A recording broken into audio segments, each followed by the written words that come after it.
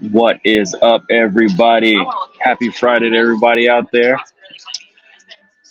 First off, let's go ahead and shout out where we are from, what state you're living in, and then also come up with a good question for us to answer on what's your in regards to cold calling. Go ahead and drop it in the comments, and we will get that answer before the show lets out. I'm gonna go ahead and pass it over to Tom to give us the salutations.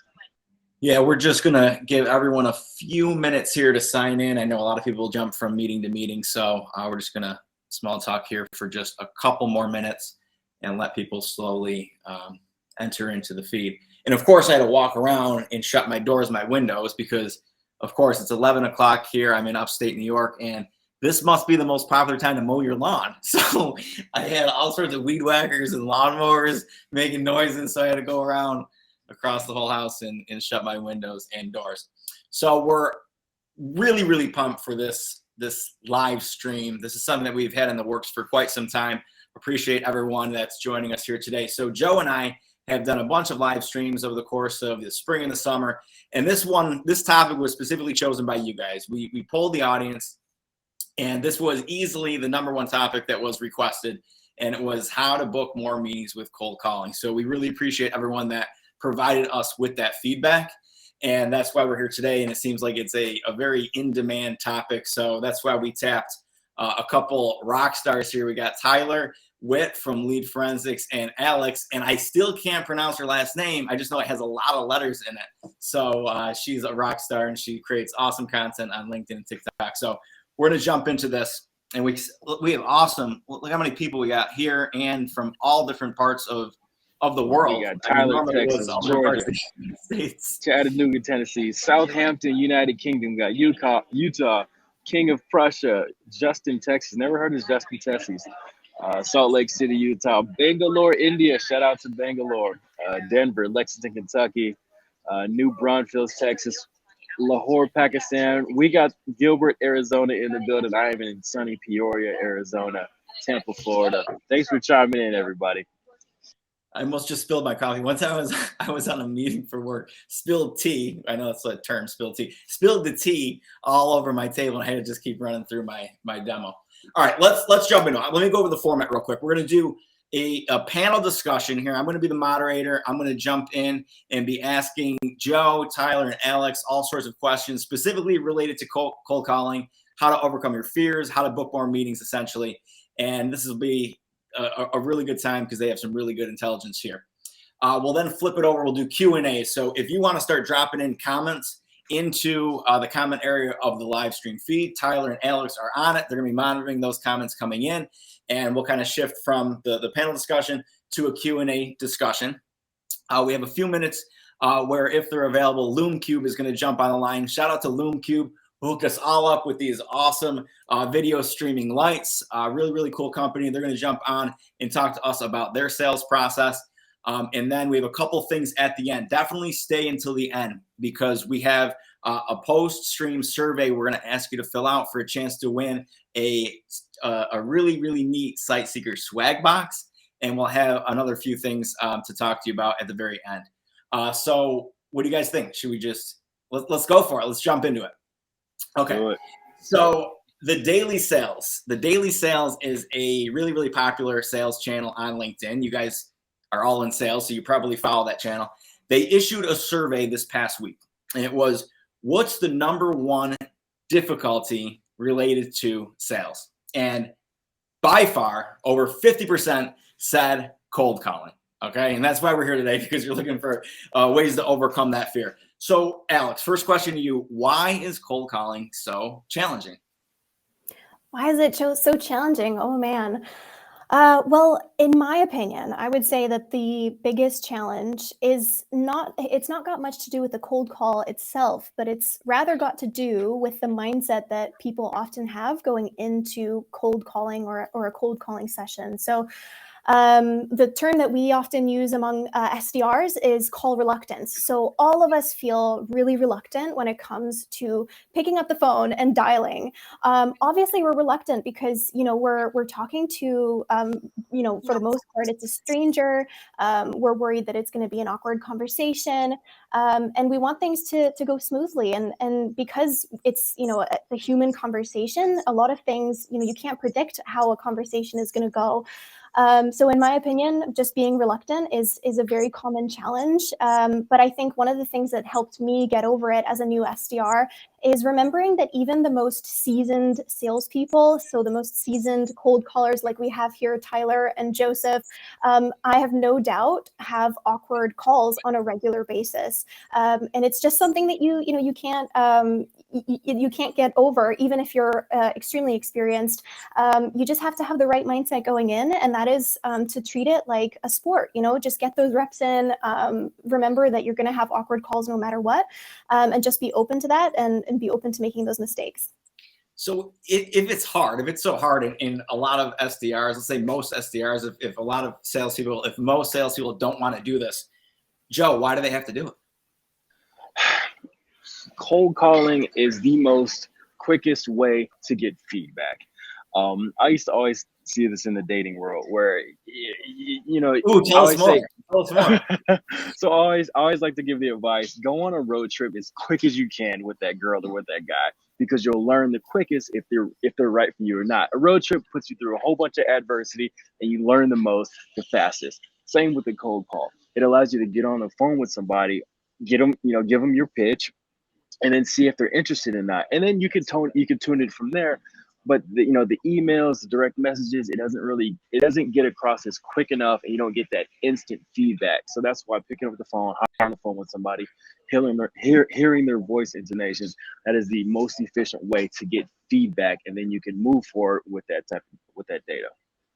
You see a lot of salespeople that kind of push back to sales trainers, sales leaders, especially the younger audience, especially millennials like all of us, or even Gen Z, and they say this tactic is pointless because people don't pick up the phone anymore.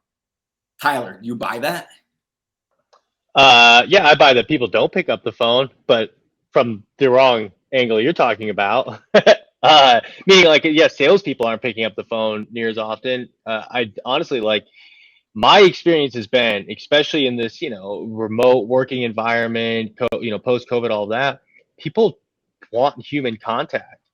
Like, a lot of people, I think as salespeople, we're on calls all day. We're, doing this and that, and even other departments, like there's internal meetings, but they really do like the contact. They don't get it as much as they used to. And so if you have, I mean, Alex is dead on there, is like that right mindset, and you're going in there and you want, to actually help somebody, and you're excited to talk to them, and you're being a good part of their day, not just a interruption, abrupt, like, I'm going to push you. I mean, and I'm joking into that, that's the wrong way to do a cold call. But like, if you're actually coming into the call with the right mindset, the right personality, and you're having a positive impression with them, they do want to talk to you. Like, at least that's been my experience in making it. Yeah, it's a little harder to get a hold of people, obviously, but once you do, I feel like the willingness is still there to have the conversation. Well, I think a lot of that goes into making sure you're calling the right people, and that relates to the research, which I know we're going to get into a little bit in a few minutes here, because that's so important, equally as important, maybe even more important than the actual script and the call itself, is making sure that you're dialing the right people. All right, Joe, back to you. What textbook tactics or textbook techniques have you found to actually be true? I'm sure you've read a bunch of books on sales techniques. What are the ones that are actually like legit and good to preach? So one thing that's converted for me better than just going at it the normal way is using a tactic of disarmament. You have to disarm the person on the other end of the phone. Ring, ring. They answer the phone. Hello. And you go, normally you would say, hey, my name is Joseph with this company, and I'm looking to talk to you about blah, blah, blah, blah. They're still trying to figure out if they know you or not. So you have to let them know that they don't know you. So what I say is, hey, Joseph here. I don't know you. You don't know me. but I'm here to talk to you about X, Y, and Z, because that takes them go, oh, okay, yeah, I don't know this person. They don't know me. It's a cold call. They know it's a sales call coming in. But if you can get across your pitch in the next 3 to 5 seconds after that and find that pain point and that value add, you're so much further than them thinking like, have I met this person at a trade show? Have I talked to this person before? So one thing that I use tactically is, hey, I don't know you and you don't know me, but I'm here to talk to you about X, Y, and Z. Alex, Tyler, I think this is probably a good one for everyone to answer. What have you been trained? What have you learned? What have you read about that has actually worked? Because there's clearly a lot of fluff out there. I've read good sales books and I've read bad sales books. So what has actually worked that you've continued to use and preach? That's a really good question. Well, you're so right about the fact that there's a lot of different advice out there. Personally, like speaking from my SDR experience, oftentimes what happens with SDRs is that you consume a lot of content on how to make a good sales call, and you read books like Spin Selling, you read about the MEDDIC model, you consume a lot of information, and what happens then is that you take that all onto your calls, and there's a little bit of desperation to try and keep the person on the phone with you. And I think it goes back to the point that we talked about earlier about how mindset is really important, in the sense that if you go into a call, to make sure that first and foremost what you're doing is building a relationship rather than trying to get a meeting booked or trying to get a demo booked. That's going to go a lot farther for you than if you are kind of using a lot of different tactics, trying to kind of pose questions in a certain way. Of course, there's a lot that you can, try, and a lot that will work for you. But the best piece of advice that I feel like I was given was just to focus on making sure that the prospect feels comfortable speaking to you. And that comes into, just having a friendly tone. And again, what Joseph mentioned is about disarming them in a way, and that it just, speaking to them from a position of wanting to help them rather than trying to, corner them or get them to book a demo immediately on that first call. That's kind of the best advice that has worked for me, but there's a lot it's to unpack there, I guess. Yeah, that certainly had a lot of legs to it, because I think, once again, research and making sure it's the right person is going to be helpful with that, so that way they don't feel like you're wasting their time. Warming up that conversation through email, social, LinkedIn, whatever the case may be, so that way they already have a little bit of familiarity with who you are. And then even tone, right? Making sure that you're coming warm and friendly, so that way that's going to help disarm them as well. Tyler, you have a number of people that report to you that you're doing training for and acting as a mentor and a guide. So what's something that you hope that they're going to take away from the first day you sit down with them, their first day on the job, and you meet with them for the first time? Yeah, I mean, that's a good question. I mean, for me, like, you always want to, I think the important thing is segmenting down your process, right? So one of the biggest challenges people have is when they're making the cold call, they're looking at the entirety of the sales process. Obviously, yes, you want to have good leads, right? Hashtag warm calling, hashtag lead forensics, right? So like you do want to have, you put that work together to go after the right companies. But when you make a cold call, you are not making a sale, right? Meaning that final transaction. And I think what a lot of people really struggle with, kind of what Alex was talking about there, is a lot of great sales books. Like when you talk about, like Spin, Challenger, like all these tactics and methods, MEDDIC, BANT, like all that stuff, right? But if I'm being blunt, none of that's relevant on a cold call, because a cold call is you're right. There's two things: time, money. Right? First sale is the money. So the big thing I want salespeople, when I first meet with them, is to understand their first job is to get a meeting, right? Like that's it. You just want to sell that person. And Tom, the point you made there is like, that is primarily you. The product's going to have some interest, right? If you're wasting their time, then that was, you did poor call planning in the first place. If you're calling a company that you don't think, but most of it's like, do I want to devote 15, 30, 60 minutes to this person, right? Let alone that problem, let alone that solution. We'll get into all of that, but like, are they willing to sit? And so that tone, that's a big part of it. So to me, it's really just getting the salesperson to understand, like, look, first step is go in, have fun, book a meeting. Don't get too far, don't get over your skis, so to speak. Yeah, I think that's really good feedback. And you definitely got to treat it like you're one piece of the puzzle, right? And that's why Yeah. a lot of companies have, if they have good teamwork, they have the right pieces in place to kind of put everything together. So it That's increases the likelihood of it selling, right, over the to course of. second what Yeah. to second what Tyler was saying. That's why I don't do too much research on my calls. When you research, it's subjective. Like you never really think you could do enough research, so you can always do more and more research. When really that's just a way to procrastinate because you're scared of picking up the phone. Oh, I'm gonna do more research on this guy. Yeah. Really, just pick up the phone, and your only goal is to set a meeting. And then when you don't do a ton of research, you can actually be genuinely curious about that person's business and about their problems. So it makes that curiosity comes through on the phone, and then they're more inclined to talk to you because they know that you're not a sharpshooter, or you're not an assassin. I think there's a happy medium though, right? Because a lot of people, probably most people, would feel very uncomfortable going in with zero to or little to zero information about who it is that they're calling about their company, right? So you need to arm yourself a little bit of that information, so that way you know that they're appropriate and that you're going to be an appropriate solution to their problem. Which is why that happy medium may be leaning on software tools and tech that are available to you, so that way you can do it within 5 to 15 minutes, and you don't lean on research as your procrastinator, and you're out to get out of cold calling, right? All right. So we know that cold calling blocks are important. You have to get in the zone, make calls, get in the groove, and be as efficient as possible with your efforts. Next one's for Alex. How do you make these blocks as efficient as possible?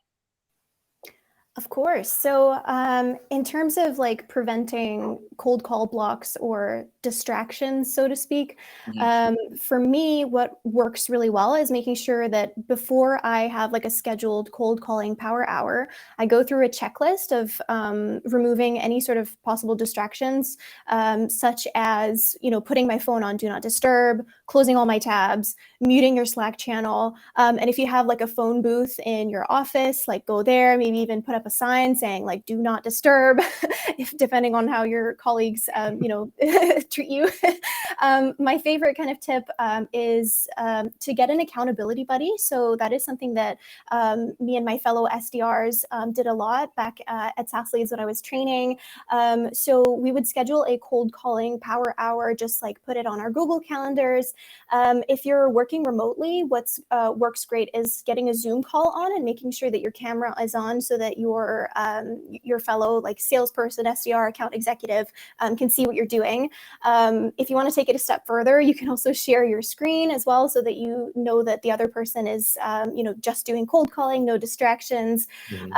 And also just like setting yourself that challenge of making sure that when you're having a cold calling power hour, say you're doing that for an hour or 2 hours, that you have a dial goal. So typically I would set a dial goal of like 35 upwards to 50 dials in like an hour and a half. And when you have that kind of numeric goal, that makes it really clear that, no matter what, you're going to pick up the phone, you're going to dial, and you're going to hit that number. Also, like I use SalesLoft for Salesforce users. You can also see like your analytics where as you're calling more numbers, you can see that number going up, and just, going for it, just picking up the phone and dialing and having that accountability with your colleagues. Yeah. I think the takeaway of the day already was your metaphor for it being just like sports, right? So Joe, I know you're a big sports guy because you used to play football and you look really buff when I see you on video. So what do you do to prepare for your cold calling blocks? So Alex already addressed like the distractions during the block. How do you get ready for it leading up to the cold call blocks to find your groove? Good question. So the one word is numbers. So the first part of that is, like Alex said, set an actual number. It's like when you go to the gym, you want to know how many reps and sets you're going to do over each workout to get an Apple workout in. So you're going to do like 30 body weight squats, 10 push-ups, and 5 pull-ups. That's going to be one set, right?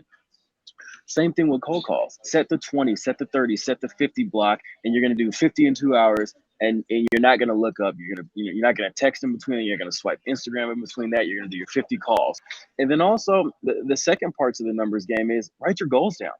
If you know that you want to be able to afford the new Range Rover in in a year, and like once you know your numbers, you can back into anything. You can reverse engineer any process that you want to get done. So if you want to make more money and you know that it takes you 75 calls to get one deal, and you know it's going to take 5 deals to get to your goal, then just back into it. And then you know exactly how many calls you have. If you don't write your goals down, you're kind of just like, you're just out there, and it's harder to pick up the phone when you don't know why you're picking up the phone to support your lifestyle. Is it cliche to literally take those goals, right, on a sticky note, put it on your computer and stare at it while you're making your calls, or does those little tips and tricks work?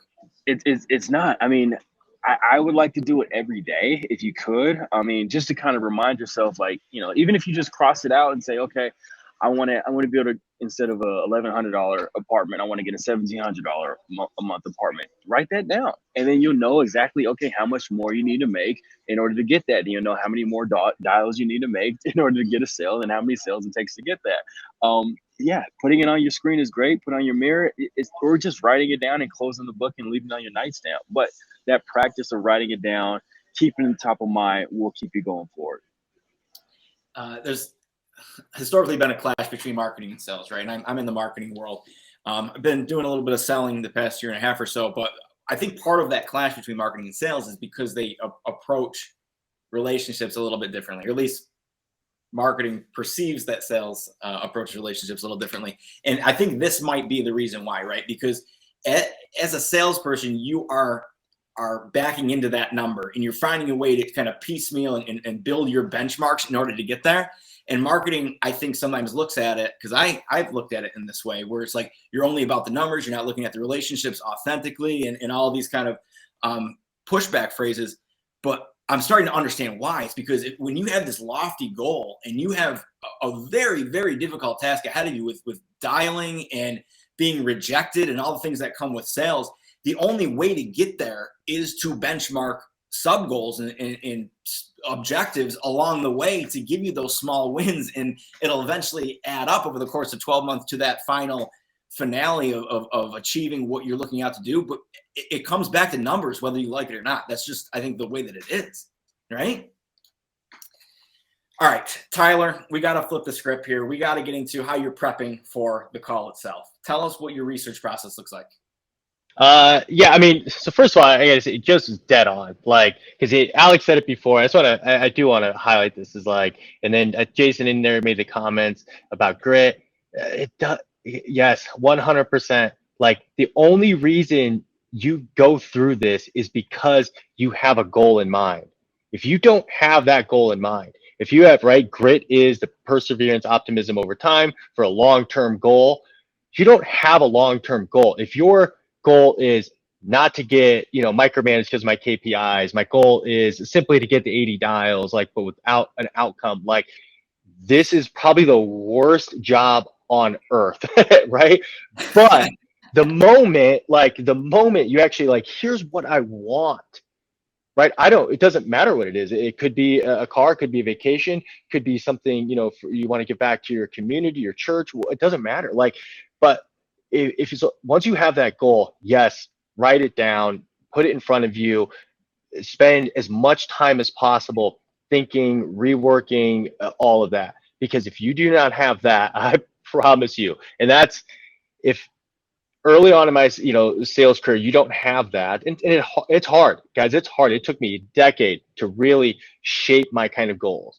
So it's not easy. Don't let anybody say it is. Having goals is tough. And really understanding your own motivations is very tough. So, but go ahead. People watching this, if they feel comfortable, put it in writing, drop it in the comments what your goal is, and that way, when you type it out, you're committing it to yourself, right? You don't have to type it, but if you feel comfortable, type out your goal, write it down. Like, you have to say it out loud. You have to write it down so that way it's in stone and you can hold yourself accountable to it. I think that's a big part of it, right? Yeah, and we work it, right? Like, you're gonna immediately say, like, 6 figures, this, that, and the other. Like, but why, right? So again, we get it. This isn't a goal setting, but feel free. Oh, it's funny. Michael Mason just commented, and he's probably one of the best. If you need help, I'm gonna plug Michael Mason. Probably one of the best coaches in goal setting I know. But so prepping for the cold call. Prep for the call. So prepping for the call, to me, it's all about this. Like, when you sit down to make the cold calls, you make the cold calls. If you're doing the in-between call research, that's call reluctance. It's the same thing. There is no daylight between the two whatsoever. So number one is figure out how many calls in a certain time period am I going to make, right? What is that number? So Alex said something like really lofty, the 50, whatever. I think for a lot, that's a great number. For me, I usually go 20 to 30 per hour. And before I do that, so before I sit down, I've scrubbed my leads list. So a time that isn't peak calling hours, right? A time that's going to be, I know, yes, it could be after hours, it could be over the weekend or whatever. I'm scrubbing my leads list. So it could be maybe marketing has leads that they gave to me, and I'm going through the piles of garbage to find a few diamonds, or maybe they're like, here's a name that literally says no name at none.com, whatever it is, right? But like you're taking that list that you were given, went through Google, this, that, and the other, and put together, and you're scrubbing it for whatever information you need. Right? Whatever information you need on that call, is it the contact? Is it the name drop? Is it the whatever phone number? And you have it ready to go. And whether it's in a dialer or an Excel sheet, doesn't matter. So that's the big prep, is like identify what key information do I need to be as efficient and effective as possible during that time block. Once I have that, now I can do my time block. Otherwise, you're going to spend the hour looking for phone numbers, looking for contacts, looking for name drops, and you're at best going to get through 5 10 maybe phone calls. And yeah. Okay, so you're scrubbing the list. So what goes into that? You're looking for two things. You're looking to make sure that the information is complete, accurate, and up to date, and you're trying to give yourself any the classic classic why me, why now, right? So that was always my kind of thought, why me, why now? So, and that's going to be so different for everybody, right? And when I sold mortgages, it was why you, because you had your credit pull. Why now? Because the rates had never been lower, or whatever, right? Like, that kind of thing. It's very easy. If it's enterprise, right? So that's B2C, very transactional. Those are easy. When it gets to enterprise, it's obviously a bit more complicated, right? So why me? Because you guys just had this massive round of funding. Why now? Because that's going into building out this project and infrastructure, whatever, right? Like they're very complicated type answers that can take a bit more research. And again, I do believe in doing that research. I just don't believe in doing it during your call time. So what I'm looking for is just whatever's going to give me confidence, efficiency, and effectiveness for that. And that is unfortunately, it changes drastically between industries, B2C, B2B, enterprise, SMB. That's all it's going to be very different. How much information you give me a phone right now, I'll make a B2C cold call. But I'm probably going to fall flat on my face if I try to call a C-suite, in a Fortune 100 doing that approach. Does your prime call time change depending on what you're selling and who you're selling it to? Yeah, again, B2C. I'm going to go after hours up until whatever the local law says I can't call anymore. I'm going to do some weekends. If I'm going, B2B to C, right? That's weekends. Like if you're B2B to C, and I've done that, plenty in my career. Like Saturdays are your best friends. If you are not doing cold calling on a Saturday in B2B to C, you're going to miss a lot of business. B2B, again, like enterprise, you're calling a CEO of a company on a Saturday, that's not maybe the best start. So it's very dependent, again, to strategize, what I'm looking for is going to be very dependent on the industry and my DM as well, right? I don't always need to go to C-suite. Maybe it's department heads, this, that, and the other. They're going to have different times that are best for them, right? And so you want to understand that market when you're doing your scrubbing. Okay, we're going to stay with you just for the sake of less transitions, but we are going to go to Joe and Alex on the same question because this is probably one of the important ones that everybody wants to hear about. And we know that you have to do, scrubbing, making sure your lead list is accurate, up to date, and you have to get a little bit of intel before that call or during that call, right?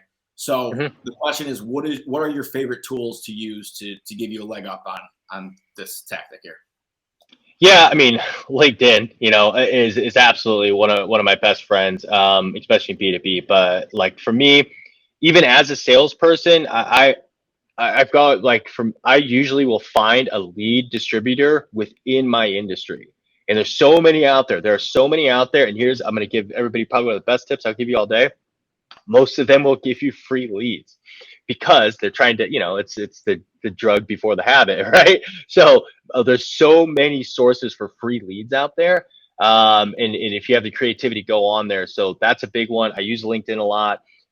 For me, when I'm doing MarTech, I'm using things like SpyFu, Built With, right? Because it's very dependent on what type of tech stack they're currently running.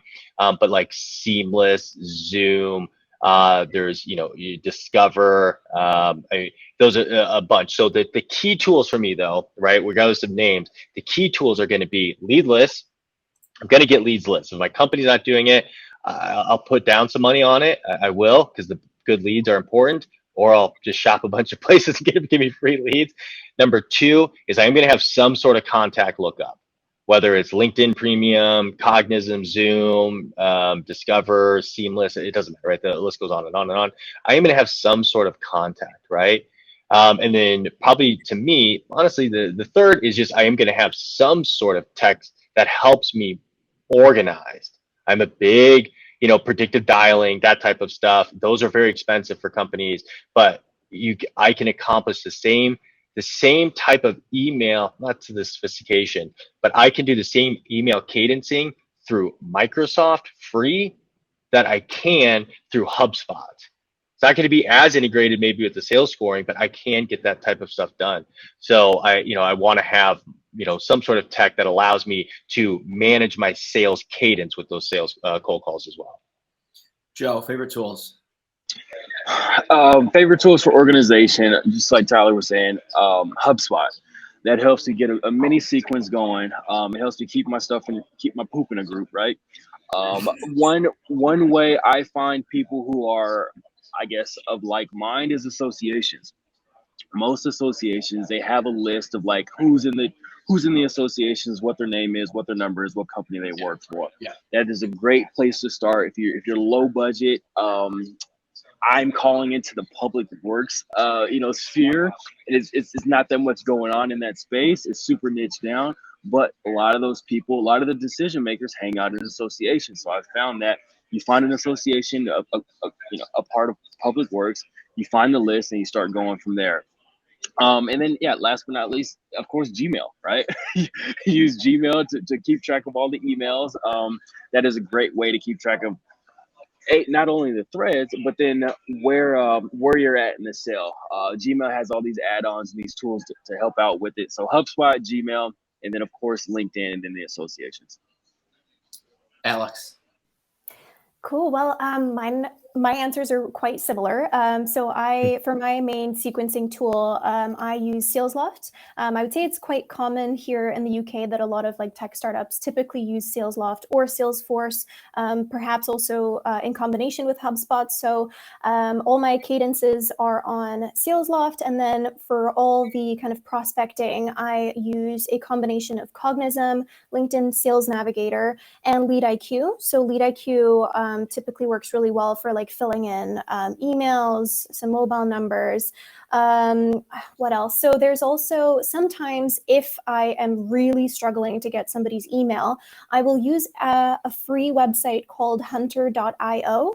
And that website will tell you kind of the email structure for the company that you're looking to reach out to. And that way you can guess kind of the email structure that they might have. I also use a bit of, Vidyard for video prospecting, Gmail, obviously. And then my favorite kind of email tool is lavender.ai.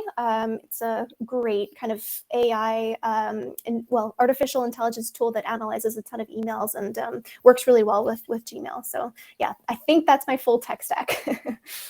I already see people chiming in with tools that they use. Yes, please comment with the tools that you use. I think that isn't something that we should hold close to our chest and keep it private. I feel like we're a sales community right here. So yeah, drop a comment in with your tech stack. What tools do you use to enable you to do a better job with sales outreach and help each other out? I'll answer this question as well. So we use a few tools at SiteSeeker. Lead Forensics is one of my favorite tools, and I got to give Tyler and team a shout out. And we'll dig into that a little bit when he does his kind of final, this is who I am and this is what I do at the very end. But Lead Forensics in a nutshell tells you who's been on your website and gives you a whole bunch of intelligence as to what they're doing on your website to give you a leg up. And when you're calling, it's a warm call. So really, really helpful. Built With Tyler mentioned it. We like to see what other technology, specifically marketing technology, companies are using. So Built With is awesome. Hunter is really good that Alex mentioned. SEMrush, we like to see web traffic and if they're doing anything from an SEO standpoint, from a paid search standpoint, and LinkedIn Sales Navigator, of course, is really important. Okay, let's get into the actual call itself. So, Alex, back to you on this one. One of the biggest frustrations is what to do when you start getting someone that's not interested and is brushing you off. So what's kind of your go-to technique to try and get past those brush-offs?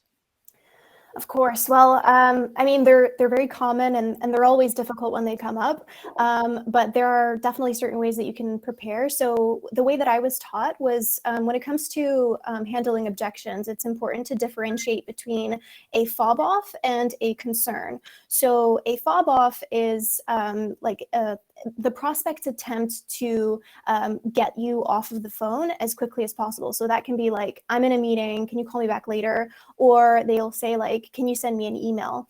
A concern, on the other hand, is more so a genuine question that your prospect will have about your solution. So that actually indicates some sort of interest, but they might be hesitant because there's, they've got a question about the features, the budget, etc. So for fob offs, typically the kind of approach that we're taught to go for is firstly to empathize. So just make sure that you're understanding that, like, you know what? Yeah, cold calls are annoying. I appreciate that that you weren't expecting this call, and empathize with them first, then address the concern. So mention that, hey, I totally understand that cold calls are annoying, but ask them basically like, look, I don't want to waste your time in the future if this isn't something that's relevant to you. Do you have 30 seconds just so I can explain why I'm calling? So that's why that's like a good approach to use if somebody is fobbing you off with saying like, hey, I'm about to go into a meeting, but you look at the time and it's 4:36. It's like, are you really going to go into a meeting in like the next 4 minutes? So just empathize, address the concern, and then ask to just have, a little bit of their time to address, whether this is relevant to them or not, and address, a point of relevance, show them that you've done your research on them, etc. When it comes to concerns, typically a concern can be like, can your product do X, Y, and Z? Or, how much does your solution cost? And as an SDR, typically, you don't really want to be going into the intricacies of your pricing model on like, the first initial cold call. So what works for me typically is just, again, kind of empathize with them. So be like, that's a great question. I'm really glad that you asked. But would it be helpful to set up a time where we can answer this question and others that you might have with someone on my team who's a bit more knowledgeable in this area? And then basically use that to suggest that we book a meeting. So how does Tuesday next week sound? So typically if they have a concern, use that to try and book a meeting with them. If they have a fob off, use the formula of empathize, address the concern, and then, ask for a little bit of their time. Really, really good stuff. Tyler, do you have anything that you want to add to it, or does everything Alex say make sense? I actually 100%, Alex. I think that's really great advice. I mean, I always thought of it as simple. Like, to me, I always just teach, keep it real basic for, SDRs is you've got questions and you've got statements, right? And so I really early on, I don't really talk about objections. Nothing like that, 'cause I get in that mindset. So the beautiful thing about a question is they're super easy to recognize because they end in question marks. And so when you get one, exactly what Alex is saying is like, don't answer it. Don't try to pitch. Don't try to sell, right? That's a buy. It's just like later, it's like, if you're at a closing and somebody said like, oh, can I pay for that all up front? You don't say, oh yeah, well, let me tell you, blah, blah. You say, oh yeah, let's get the paperwork going, right? So that's your closing. A question is a close. It's an opening, right? And again, if they have more questions, they'll let you know. So it's not about being rude, but it is recognizing. And then, yes, so for statements, right, it's just, again, typical good practice around, an objection, right? But a statement of, whatever it is. So we have a vendor that does that, right? So respond, paraphrase, repeat back, that kind of thing to start, whatever phrase you want to use. But then ask a question, right? So open that conversation back up. So however you want to think about it, whatever model you want to use, the arc, the arch, the rice, the, all these different kind of models that are out there, but it's as simple as somebody makes a statement like, oh, it makes sense, right? The classic feel, felt, found even, but it makes sense. Let me ask to expand a little bit on that, and then, move the conversation forward. But no, I think, so agree 100% with Alex. And if you think about it, that's probably a big mistake though that a lot of SDRs early make, is they try to inform, right? And so one of the things I always say is like, this call is not to inform, it's to excite, right? So my first call into a business has honestly nothing to do with inform. That's what the demo, that's what the product, a meeting is going to be about. We'll do that. We'll have time for that. This first one is just about to get them excited. Once I get them kind of excited, right, then they're likely to want to spend time with me and show up for that meeting. Do you think that that's where a lot of salespeople and SDRs go wrong? Is they approach it like they're trying to force feed as much information as possible in that first call, which is, it seems crazy to think about why they would think that would work, but I feel like that's what happens. Yeah, you get, no, absolutely. It's why you see, again, so many people are like, oh, I have to do this research, I have to do that. It's like, why? You're not going to get into that deep of a conversation. So already they've set themselves up for failure, right? The belief that they have to have all of this ready to go for a call. I don't have to have my entire medical history in front of me to book an appointment with my doctor, right? Now, when I get in there, it's probably helpful to have, you know what I mean? Like at that point, sure, but like not to book the appointment. And that's, again, where I think, most people, so yes, I think it's a massive thing, and they get in the weeds, they cause objections, all of these things that get in the way of just the actual intent of that call, which is setting the appointment. And that's where I was thinking that classic, stop thinking like salespeople, start thinking like doctors, right? And part of that is that it's like, you don't need the entire, etymology of a population to book an appointment. Just book the appointment first, and then you can actually work on understanding and solving. Joe, I read an easy way to get into the habit of addressing your pushbacks is memorizing. Actually, why I called was ... Insert the response here. And it's a way to, and you can even prepare, like if they say there's no budget. Actually, why I called was so that way you're familiar with our company for when budget does open up. I'll be here and you'll know more about me, right? Can we still book that call?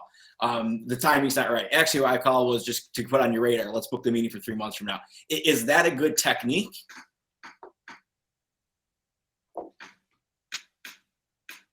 Joe, that one's for you.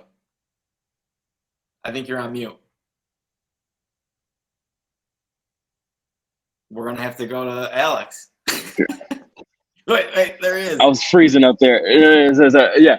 So that was a good tactic. But one thing I wanted to say was a lot of us can get a meeting set up. When I learned that a lot of people, or a good amount of people, will ghost you on the meeting. And one thing I learned, whether you like him or not, Grant Cardone, he set a hook for that next meeting. And the hook was a simple question. And the question is there anything foreseeable that you see yourself not showing up? Or would there be any reason why you wouldn't show up for that meeting? And then when somebody says, nope, that now they're telling themselves that they're the type of person that will show up for that meeting. And then it's that little hook, that little twist gets them to show up for that meeting. It's really all I want to share on that. Yeah, that's cool. That's cool. We could probably do a whole separate live stream specifically on script writing. But what we're going to do instead is we collaborated and we came up with what we believe is a really good script for cold calling. If you would like that script, if you would like a copy of that script, we need you to do two things. In the comments, write down, yes, please. If you write yes, please, we will send you this free ultimate cold calling script. Okay, it's just a PDF. We'll send it over. Just write yes, please in the comments. And the second thing is you need to connect with us on LinkedIn, because we won't be able to DM that. So make sure to connect with us. Make sure to connect with me. I got that script ready. Just put yes, please in the comments, and we'll send that ultimate cold calling script right over through DM into your direct message inbox. Okay. So we have Riley waiting to come in. All right. So there he is. There he is. Okay. So Loom Cube, shout out to Loom Cube. They make really dope lights, and they hooked us up with some. I got mine on right now. I think I think Alex, Joe, and Tyler, I think they're en route, like they're being brought to them as we speak. They're probably on a UPS truck somewhere. But Riley was so kind to jump in here as our guest. And I know you got a lot of great things going on right now and a super active LinkedIn presence, which is where we connected all with your team. So just a couple questions here. How do you guys approach sales right now in the digital world that we live in? Yeah. So we're very focused on value add, and that's everything that we focus on for the target customer. So in this category, we sell desk lighting, home office lighting that is going to enhance your appearance in the virtual world, help you close more deals, show up more confident.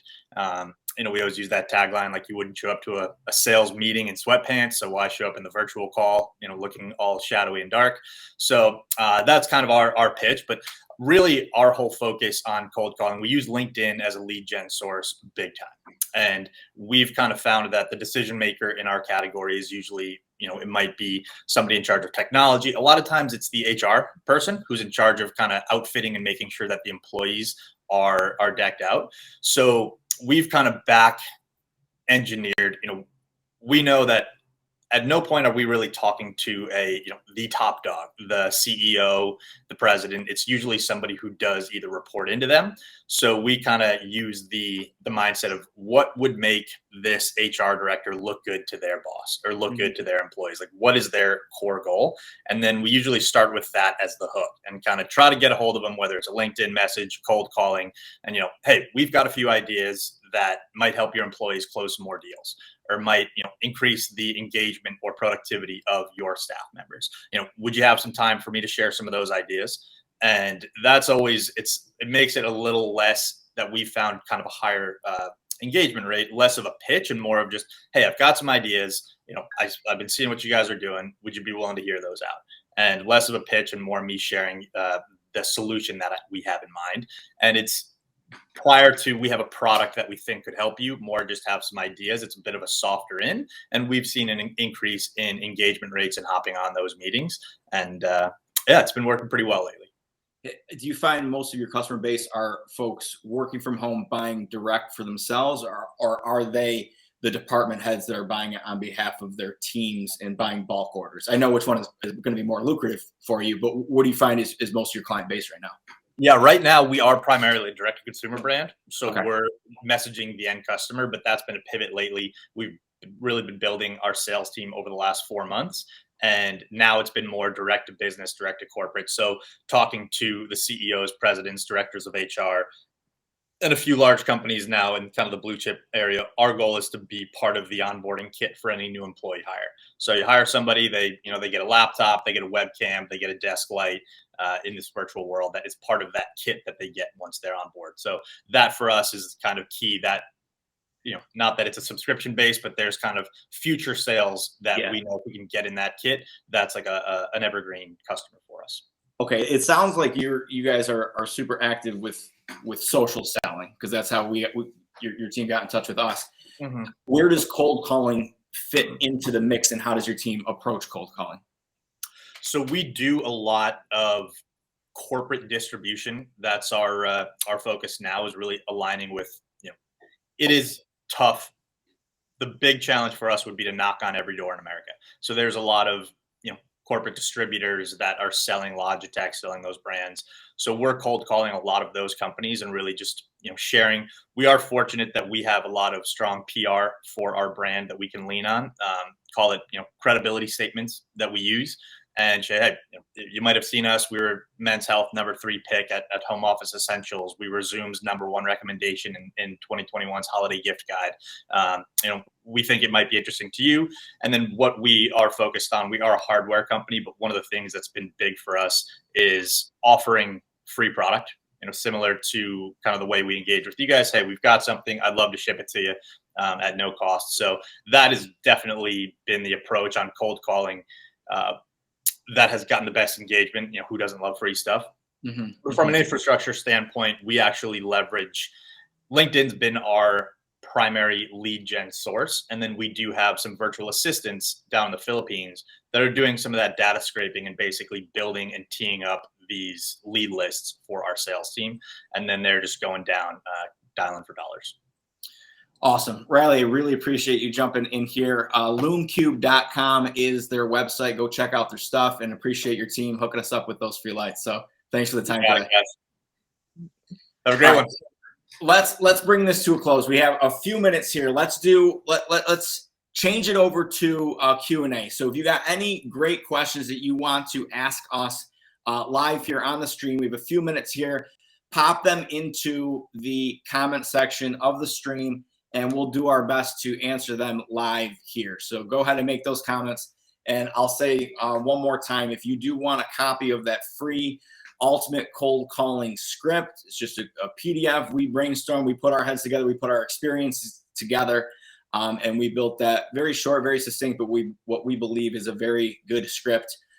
We'll send that over to you. Make sure to connect with us on LinkedIn so your DMs are open, and we'll share that PDF with you.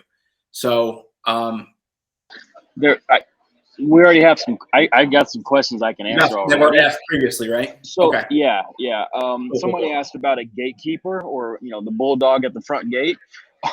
So they're human too. You want to treat them like a human, but again, the person that they're protecting, if you approach it as if you're solving a problem for that person, they can put that feather in their cap that they allowed you to go and talk to that person to help solve their problem. So again, you're not just trying to get past that gatekeeper, you're trying to get that gatekeeper to go, that's actually a pretty cool idea, or actually a pretty good product or service. And my boss will be happy if I let you go and talk to them. So again, treat them like they're a potential buyer of the product, because they have to buy into you, your product and service, in order to pass you on to the big boss who you're trying to get in front of. That's good. That's good. What other questions have come in that you guys think would be kind of the best ones to address? On that one, on the gatekeeper one, I would offer like the fact that you call them gatekeepers, you've already messed up. It is not a term that I use anymore. And here's the reality: is like, they're not gatekeepers. That's not what it says on their LinkedIn. That's not what their resume says. Like, the only reason you're getting stopped by them is because something seems off. So the actual one doing the gatekeeping on the cold call is this SDR, the salesperson reaching out. So once you if you reach out, and their job is to help people that call in, that is their actual job. When they get a phone call, their job is to help them. Oftentimes, salespeople make it very hard to get help. They're not clear in what they're looking for. They're not clear in the questions that they ask. And that comes down to number one, like, again, we talked about some of the scrubbing, the prep. So if you have a name, if you don't have a name, just call in and be nice to these, individuals, like these people. Be nice to them. Like, hey, Tom, Tyler here at Lead Forensics. I was hoping you could help me out this morning. So I typically speak to somebody in, marketing. Who is it within your business I would need to speak with, right? And they say it's a cold call. Say, yeah, it is. I mean, I really don't care, because the moment I lie to Tom, if I can't get through on that call, I will never get through. And especially if you're working in smaller, companies, like Tom thinks I'm a liar. Even if I get on and I speak to, Alex, who's the owner of the business, doesn't matter how much I wow Alex, she's clearly going to find out from Tom that I'm a liar. That stuff bites you. So like gatekeepers. So for me, probably really helpful. I was still just second to talk about a method called Ride the Bull. So when we call in, we do this thing called Ride the Bull. It's basically just very quick. It is like, get 8 pieces of information out of that gatekeeper. Right? So get eight pieces of information from the person you're speaking with before you let it go. Right? Hey, who do I need to speak to? Get a name. Oh, okay. Are they in today? Don't ask, are they available or whatever. They don't know. Are they in today? Oh, we all work remote. Okay, no worries. Is there a cell phone number that I can reach them at? Oh, we don't give out cell phones. Okay, what's the email address then? Oh, well, it's this. And just in case I don't get, Joseph on the phone, is there somebody else I could speak to? Blah, blah, blah. Yep, you could also speak to Alex in that business. Okay, cell phone, this, that, and the other. Like that, kind of gathering that information down. And again, that's going to enrich that leads list. So we talk about scrubbing and prepping. I'm actually, over time, I should be enriching my list as well. Okay, I think we got time for one more question. Pick out the best one guys, and let's address it. I saw a few people asking about voicemails, actually. So how strongly, Harry Howell asks, how strongly do you recommend leaving voicemails? Do they really work? So I think this is kind of like a bit of a controversial question, but I'm just going to speak from my own experience. Personally, I only really like to leave voicemails after I've had some sort of conversation or chat with them, because in my kind of, I don't have strong data on this, but in my experience, I found that people that call me back after I've rung them up typically call me back because they saw a missed call from an unknown number, and they're just curious to find out who called. And I mean, maybe I didn't have the right voicemail script, but hey, so typically like the voicemail script that I would leave is after I've briefly spoken with them on the phone a couple days back and they asked that I ring them again, or maybe I had a short conversation with them on LinkedIn, but they haven't gotten back to me. So I'll say something along the lines of like, hey, John, I was just calling, hoping to catch up about your sales team hiring plans. There's no need to call me back. Just check your LinkedIn for the note I left. Oh, and by the way, this is Alex. So, really casual, make it sound like you know each other. And I think in my experience, that works better than kind of leaving a voicemail on a cold call if you've not spoken to them before. Yeah, that's good. Real good. Okay, just a few more minutes here. So I wish we could do Q&A longer, but unfortunately, we got to wrap this up.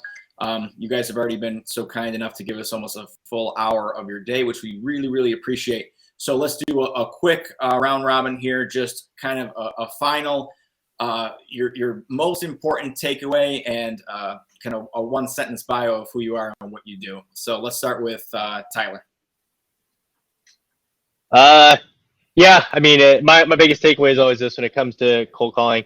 It's in the just do it. There's a word in there, just do it kind of category of it is long-term success in sales is you have to be a proficient prospector. I'll put it that way. If you can do that, you will never, ever want for more pipeline, want for job opportunities, want for, commission checks, all of that. So like it is, I was commenting on something yesterday on LinkedIn. I can tell you it is, out of all the skills I've learned in sales, it is the one I'm most proud of. It is the one that most people aren't very good at. It is probably one of the hardest sales skills. Anybody can take a customer that's like, hey, we just had a budget meeting and this year we set aside $50,000 to address XYZ. You guys do XYZ. Can I help? Like telling me you're a good closer isn't that impressive. You know what I mean? But if you can prospect, I promise you. So that's probably my biggest thing is I really appreciate everybody's time and continue to practice at this. It's not easy. But if it's easy, everybody would do it. But the people that can do it are the absolute top salespeople and have my respect for sure. So part of that goes into kind of my pitch at Lead Forensics. So at Lead Forensics, I do recommend anybody that is right now reaching out, cold prospecting in any form, take a look at Lead Forensics. You have somebody at your company reach out. We will do, and I'm going to put in the link at the end. We'll give you a free trial. So like I said before, free leads. There's companies out there that give you free leads. I will give you free leads. And what they are they're all the businesses that have been on your website. So they don't have to fill out a form. They don't have to do anything. The moment they are on your website, I will just tell you, here's the business. Because we call it warm calling. The best leads to call are the ones that want your phone call. So somebody that's been on your website, somebody that's expressed interest, they are your lowest of low hanging fruit. And so if you reach out to me, it's on the form we're going to send it here at the end too for Tom, and I will absolutely give you free leads to help with your prospecting effort. Yeah, Tyler, drop that link in the chat right now. So that's going to be a survey just to let us know how we did. If you liked what you heard, we're asking for a suggestion on what the next topic should be. And then also drop in your email and your name for a chance to win our swag box. And then also let us know if you do want a 7-day free trial for Lead Forensics. If you say no hard feelings, we won't message you. But we couldn't pass up the opportunity to invite you for that free trial. So if you do want a free trial of Lead Forensics to help with your cold calling efforts, just mark down yes on that survey. And let us know. Okay, let's finish up kind of the wrap up here. Alex, tell us your one most important takeaway and what you're currently up to in the sales world. Well, my most important takeaway from this chat was probably, for entry level SDRs like me, I think it's important to remember that it's not your job to educate your prospect on a cold call. You're there to generate curiosity and interest and excitement about your product, and you don't have to feel like you need to answer every single question. That's not your job. Your job is to book a demo with somebody that can answer all the questions that the prospect has. So that's my key takeaway. And today I am representing SaaSleads.io. So I am an alumni from the SaaSleads Academy. We are the only SDR training academy that's accredited by the Institute of Sales Professionals in the UK. So we have a 90-day training program. So if there are any sales development representatives, aspiring sales development representatives that want to get paid to train, so that's right, you're not paying anything to learn. You get paid to train, and you get paired up with a cool tech startup company, then just connect with me on LinkedIn, and I'd be happy to share more information about my experience and pass you on to the right person. Otherwise, if you're a sales leader that's looking to develop their sales team and are looking to get some help with either hiring or training of your sales reps, hit me up as well. Happy to share more information on how we do that. Awesome. Joe, take us home. All right. So my main thing is don't get great at sales, get great at prospecting. The sales will come. Develop that prospecting muscle. Go to the gym every day, develop that prospecting muscle. Books, courses are great, but keep those reserved for outside of revenue generating hours. When it's time to pick up the phone, pick up the phone. You'll never regret making one more call. The more no's you get, the closer you are to a yes. All those old sales taxes and sales mantras, they actually work. So if you need to put all these quotes on your wallpaper just to keep it going, please do it. Make that last call. I am the founder of Vitendo Training Solutions.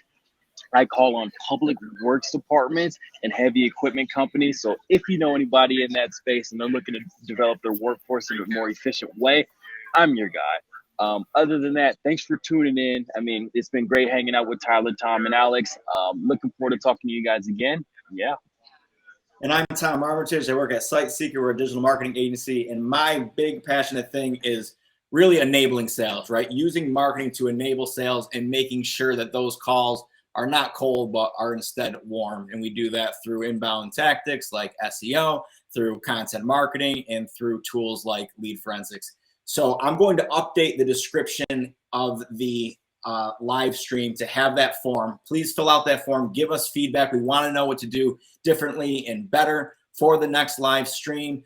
Enter that for a chance to win our SiteSeeker swag box. And also let us know if you want a 7-day free trial of lead forensics, so you're dialing warm numbers instead of just icy cold numbers. So thanks everyone for taking an hour out of your day this morning. Happy Friday. Thanks, Tyler. Thanks, Joe. Thanks, Alex. We'll see you next time. Peace.